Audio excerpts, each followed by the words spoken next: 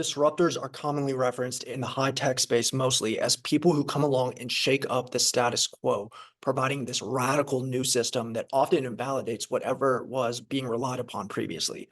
This new solution is always viewed as like the greatest thing since sliced bread by advocates, but as a tsunami by an incumbent unprepared for the innovation. Disruptors are obsessed with democratizing an affordable product for their market. They enhance value by orders of magnitude with new solutions, often deployed cheaply, that let them assemble massive user bases in much more economical ways than old methods. The platform economy has enabled and accentuated this with apps, networked products, and two-sided marketplaces. This is what it means to go meta on the industry, to develop and deploy something that invalidates or encapsulates everyone else. We've seen it across every industry. In healthcare, the infamous and now defunct Theranos, who aimed to make blood testing methods of the past completely obsolete with its one-prick testing technology. How about e-commerce? Amazon is getting closer to instantaneous delivery with drones and patents for other kinds of storage centers. And the price compared to others and given the value add, basically nothing.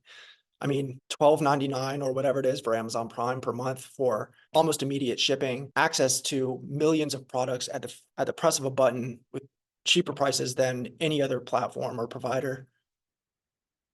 That's the democratization of value at scale. In hospitality, look at Airbnb, low-cost room rentals for a global market across the planet. They've democratized value and evolved far beyond the antiquated hotel industry in the process of building the platform.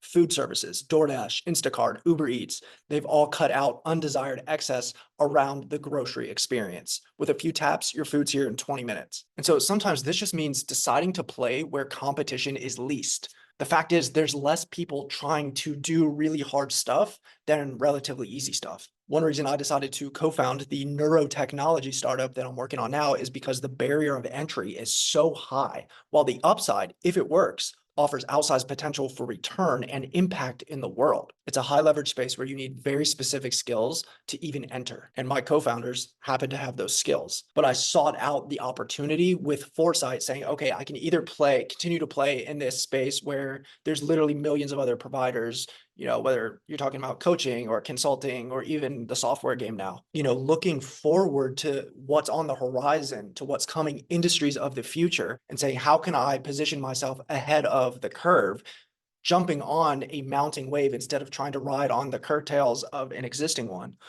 That's really what thinking exponentially is all about. That's what thinking strategically is about. And so it is about playing bigger, not by killing the competition for the sake of doing so, but because this type of thinking is now the standard. And if you don't, someone else will. And so your goal, regardless of what you do, is to be the first to democratize value at scale for your entire niche, leading to unrestricted hypergrowth if you can scale it better and quicker than anyone else. The next 50 years will be dictated by a race to craft best of kind solutions that deliver 10 times as much value as the next best competitor at 10 times reduced cost, while maximizing ease of use and convenience for the consumer above all else. This is the key to winning the game long term. So what's the takeaway here?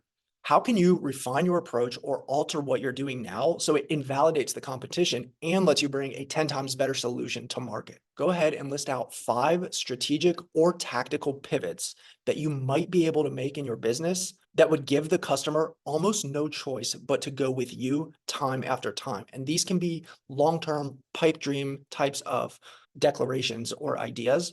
The point is to get them on paper, to start thinking higher leverage and start thinking more long-term differentiation, even domination, because that's the only way to get to democratization. And that's where you need to be to win in this evolving market.